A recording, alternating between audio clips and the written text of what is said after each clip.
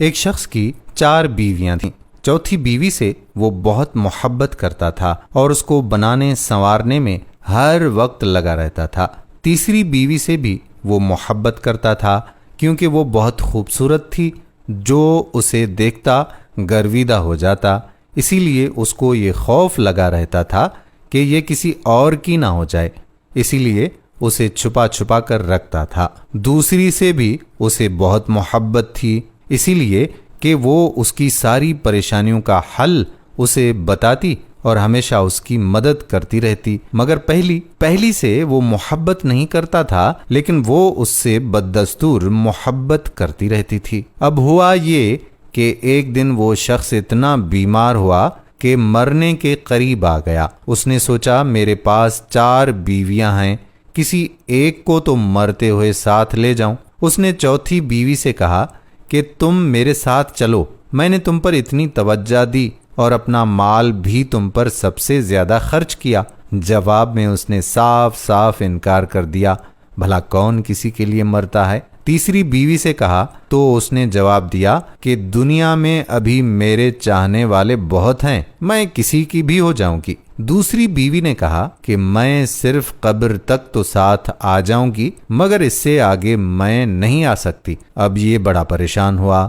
اچانک پیچھے سے آواز آئی کہ میں تمہارے ساتھ قبر تک چلوں گی، اگرچہ تم نے کبھی میری طرف توجہ نہیں کی۔ جب اس نے پیچھے مڑ کر دیکھا تو اس کی پہلی بیوی تھی، جو عدم توجہی اور غذا کی کمی کی وجہ سے بالکل ہی کمزور ہو چکی تھی، جس کے سبب قبر میں اس کے کسی کام کی نہ تھی۔ اب یہ افسوس کر رہا تھا کہ میں نے سمجھنے میں غلطی کی، اگر میں اس پر توجہ دیتا تو آج یہ قبر میں میری اچھی رفیق اور ساتھی ہوتی۔ یہاں پر یہ وضاحت کرتے چلیں کہ چوتھی بیوی سے مراد ہمارے اعضاء تھے، جن کو بنانے سنوارنے میں تو ہم لگے رہتے ہیں، مگر مرتے ہی یہ ہمارا ساتھ چھوڑ دیتے ہیں۔ تیسری بیوی سے مراد ہمارا مال اور منال، دولت، جائیداد وغیرہ ہیں کہ ساری زندگی لوگوں سے چھپا کر رکھا، مگر مرنے کے بعد